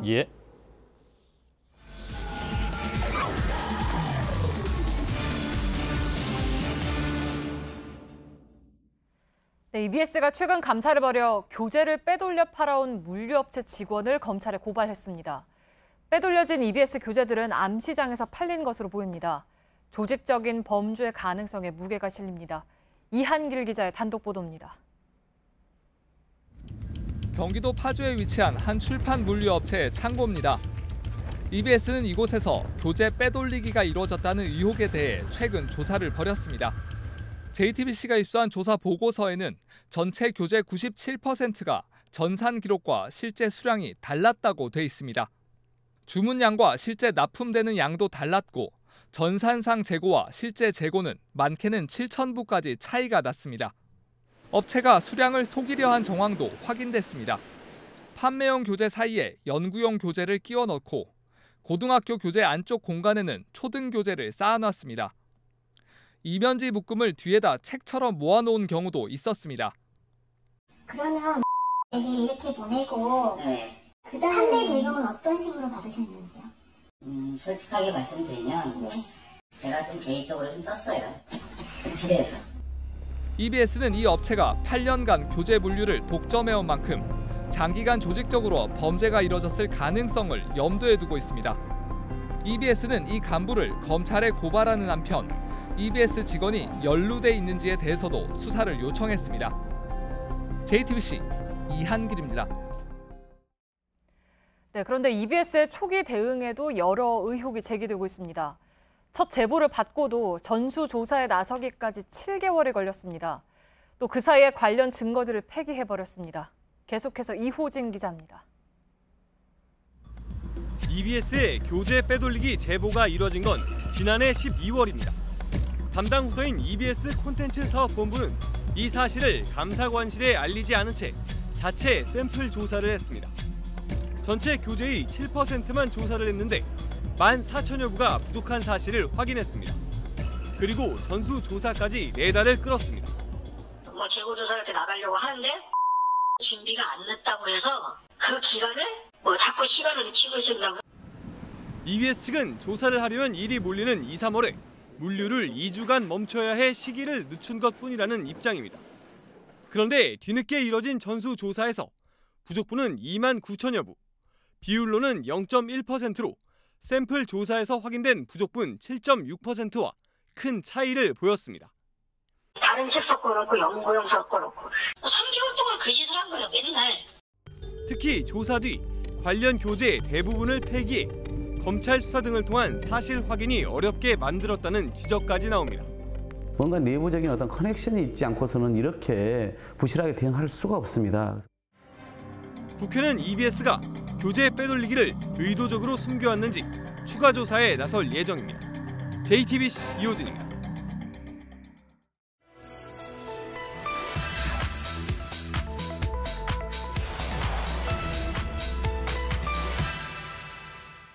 네, 새로운 범죄 사실들이 나왔으니까 재수사를 해야 한다. 집단 살해 범죄는 공소시효가 없다. 정치권에서 5.18에 대한 재수사를 촉구하기 시작했습니다. 그 필요성에 대해서는 많은 시청자분들도 공감하셨습니다. 하지만 이미 대법원 판결을 받은 사건이고 공소시효 문제도 걸려 있어서 현실 가능한 주장인지 확인이 필요합니다. 5.18 재수사 가능한지 오대영 기자가 나와 있습니다. 오대영 기자, 우선 공소시효가 어떻게 되는 겁니까? 네, 5.18은 1980년의 일인데요. 내란죄 혹은 내란 목적 살인죄의 공소시효는 15년입니다. 1995년에 국회는 공소시효를 연장하는 특별법을 통과를 시켰는데 전두환 씨 등은 1980년 사건으로 시효가 끝났다라면서 위헌 소송을 제기했습니다. 이에 대해서 헌재는 특별법이 합헌이다 이렇게 결정을 했고요. 한 발 더 나아가서 두 사건에서는 공소시효의 의미가 없다라고 판단을 했습니다. 월등히 중대한 공익이며 헌정질서 파괴 범죄를 범한 자들을 응징하여 정의를 회복해야 한다라는 이유를 밝혔습니다. 앞으로 5.18 특별법이 새로 만들어질 예정인데요. 사법부의 이런 일관된 판단 때문에 공소시효 문제는 없을 거라고 법률가들은 말했습니다. 통상 이제 특별법상으로도 공소시효를 아예 없애는 이유가 반인륜 범죄나 뭐 전쟁, 집단 학살이라든가 이런 것들은 인류가 용서할 수 없는 것이고 그 다시는 재현돼서는 안 된다는 것이기 때문에 특별히 더 공익적인 요구가 더 크다고 하는 이유가 바로 거기에 있는 거죠. 네, 그러면 같은 죄목에 대해서 다시 재판할 수 없는 일사부재리 문제는 어떻게 됩니까? 이미 1997년에 유죄 판결을 받았었잖아요. 네, 1997년에 전두환 씨는 내란죄, 내란 목적 살인죄 등 10개의 죄목으로 대법원에서 무기징역이 확정이 됐습니다. 그리고 2년 뒤에 특별 사면됐습니다. 원칙적으로 같은 사실, 또 같은 죄목이면 다시 재판을 받는 것은 일사부재리에 어긋납니다. 하지만 추가 사실이나 추가 증거가 나올 경우는 다릅니다. 재수사, 기소 가능합니다. 새로운 사실과 새로운 사람이 드러날 가능성이 굉장히 크죠. 근데 이것을 동일한 사건이다라고 보는 건 무리고 실체적 진실은 안 밝혀져 있는 상황이거든요. 네, 그러니까 정치권에서 주장하고 있는 재수사가 형식적으로는 문제가 없다는 건데 근데 이제 중요한 건 새로운 사실이 밝혀져야 한다는 거잖아요. 네. 지금 계속 새 증언들이 이어지고 있죠. 그렇습니다. 네. 지금 이 사진은요, 1980년 5월에 광주 전일 빌딩 앞에 헬기의 모습입니다. 헬기가 빌딩 주변에 있는 걸 볼 수가 있고 사진이 이렇게 찍혔습니다. 올해 초에 국립과학수사연구원은요, 이 전일 빌딩에서 발견된 탄은 37개를 분석해서 헬기에서 발사한 것으로 추정된다는 결론을 내렸습니다. 자, 이번엔 전투기의 사진도 보겠습니다. 네. 이 기종의 전투기가 당시 무장을 하고 출격 대기를 했다는 증언이 뉴스룸을 통해서 알려졌습니다. 이 둘 다 1997년 대법원 판결에서 다뤄지지 않은 새로운 사실 혹은 새로운 증언입니다. 네. 그러면 이런 내용들을 바탕으로 해서 재수사가 가능하다고 볼 수가 있습니까? 그런데 그 부분에 대해서는 다수의 법률가들이 의견을 유보했습니다. 네. 새로운 사실과 증언인 건 맞다. 하지만 곧바로 재수사를 할 만큼의 증거 능력을 갖추었는지는 더 면밀히 봐야 한다는 이유 때문인데요. 헬기 사격이 있었다는 사실, 또 폭탄을 장착한 전투기를 준비했다는 증언, 이것만으로는 발포 명령자를 특정하기엔 한계가 있다라는 겁니다. 네. 그런데 오늘 문재인 대통령이 진상조사, 특별조사를 지시를 했잖아요. 이건 네. 재조사하고는 차원이 다른 건가요? 어떤가요? 수사하고는 좀 네. 다르죠. 수사는 수사기관, 그러니까 검찰 같은 기관에서 기소나 처벌까지 전제해서 수사를 하는 것이고요. 네네. 진상조사는 정부나 국회 차원에서 사실관계를 파악하는 일입니다.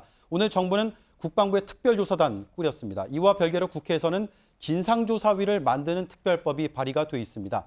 이런 과정을 통해서 조사를 마치고 그 뒤에 수사 여부를 판단하는 것이 현실적인 답이라고 법률가들이 말했습니다. 네, 일단 진상조사가 좀 확실하게 이루어져야겠군요. 팩트체크 오대영 기자였습니다.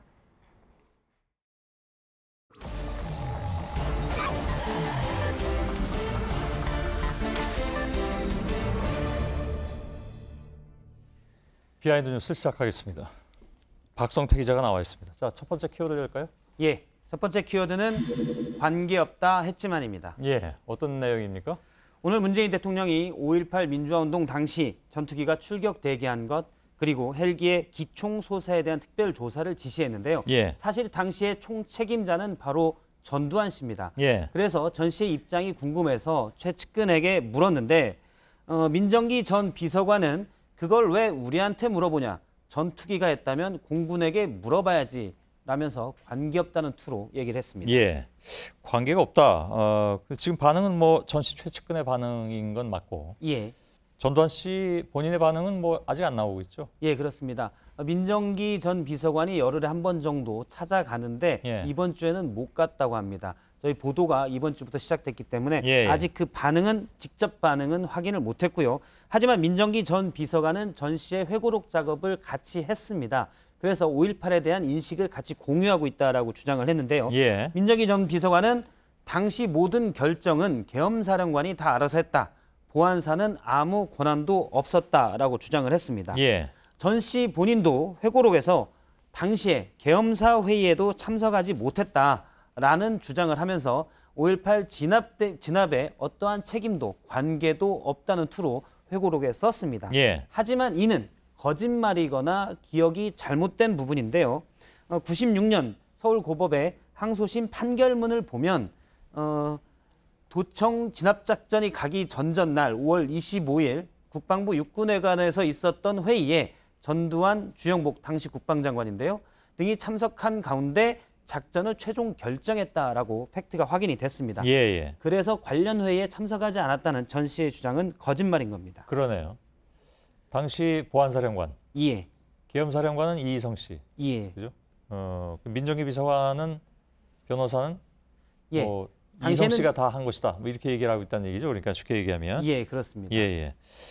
그 헬기 기총소사에 대해서도 좀 모른다 이렇게 얘기하고 있잖아요. 예, 그렇습니다. 예. 어제 뉴스룸에서 피터슨 목사 부인의 증언이 나왔고 국립과학수사연구원에서도 전일 빌딩에 있는 탄은이 헬기의 사격 탄은이 유력하다 이렇게 얘기했지만 전 씨는 이미 회고록에서 다 부인을 했습니다. 예. 사실 헬기 사격 주장은 그 이전부터 계속 있어 왔는데 이에 대해서 전 씨는 회고록에서 피터슨 목사가 누구의 사주를 받고 그러한 거짓말을 한 것인지 알 수 없지만 목사가 아니라 사탄이었다는 생각이 든다라고까지 주장을 했습니다. 거의 그거는 했군요, 그러니까. 그렇습니다. 예. 전 씨는 회고록에서도 사실 5.18 관련 재판에 본인이 유죄 판결을 받은 거에 대해서 여론 재판이라는 식으로 하고 진상 규명이 필요하다고 주장했는데요. 예.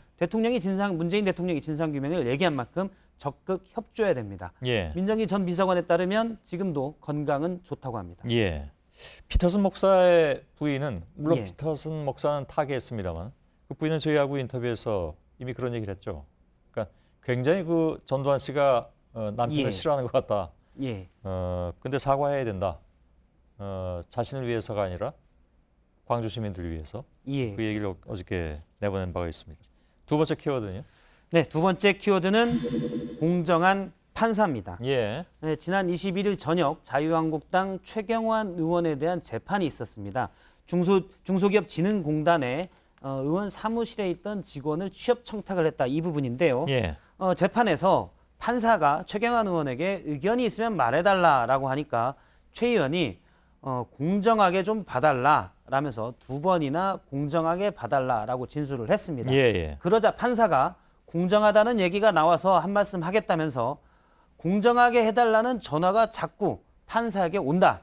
절대 주변 분들이 전화하지 않도록 해달라 이렇게 얘기를 했습니다. 예. 굉장히 좀 이례적입니다. 그러니까 판사가 어찌 보면 저것도 외압일 수가 있는데 예. 외압을 증언한 거잖아요. 그렇습니다. 예. 최경환 의원이 상당히 머쓱한 순간이었는데요. 예. 아무래도 판사에게 최경환 의원 측의 주변 분들이 전화를 하는 거는 최경환 의원 측에게 유리하게 좀 봐달라라는 무언의 압력일 수가 있고요. 이것 예. 자체가 불공정합니다. 예. 원래 그 사건 관련해서 판사한테 전화하면 안 되잖아요. 그렇습니다. 전화 변론 등도 좀 문제가 되자 지난해 대법원에서는 법정 외에서는 변호사도 판사에게 전화나 문자 이런 것들을 다 못하게 했습니다. 예. 그래서 규칙 위반이고요. 최경환 의원이 전 정부 실세였는데 정치권이든 또는 법원 관계자든 누군가 판사에게 영향을 끼치려 한 것입니다. 그렇기 때문에 오늘 민주당에서는 논평을 내고 충격적이다라면서 누가 전화했는지 꼭 밝혀야 된다고 했습니다. 예. 제가 최경환 의원실 측에 누가 전화를 한 것 같냐라고 물어보니까 의원실 측에서는 그런 전화할 사람이 없다라면서 말을 줄였습니다. 예. 알겠습니다. 우리도 여기서 줄이죠. 예. 박성태 기자였습니다. 네, 경기와 충남 일부에 호우주의보가 내려졌습니다. 내일 수도권과 강원 영서 지방에는 시간당 50mm가 넘는 강한 비가 예보된 곳이 있습니다. 예, 잠시 후에 소셜 라이브가 진행이 됩니다. 페이스북과 유튜브를 통해서 동시에 방송이 되는데 오늘 기자 두 사람이 나오는데요. 바로 저희들이 3일째 집중 보도해드리고 있는 광주 공습설, 준비설 이를 직접 취재한 유선혜 기자 그리고 박병현 기자도 함께 나와서 뒷얘기를 여러분께 상세히 전해드리겠습니다. 저희들은 내일도 최선을 다하겠습니다. 고맙습니다.